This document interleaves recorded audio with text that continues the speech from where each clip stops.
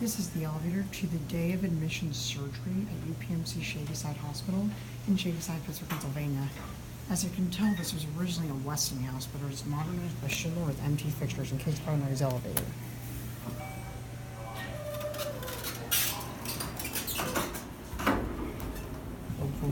That's not a floor. We'll look to 2R.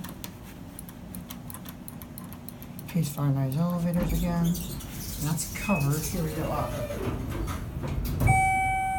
Or maybe this was always a Schindler just with that original keyhole out there. And they replaced it without modernizing. I'm not exactly sure. Here 2R. Whoa. There we go. Up.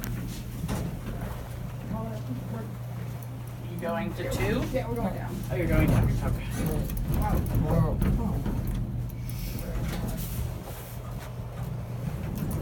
Is it solid enough? I don't think so. Stop it. It is. Is it? They want to go home. Stop it. I'd like to live. Thank you.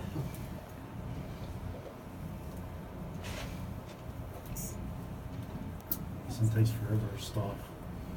That's what we always write there. I'm sorry, I have the wrong number. Bye. Are you sure? I'm sure. So, isn't it?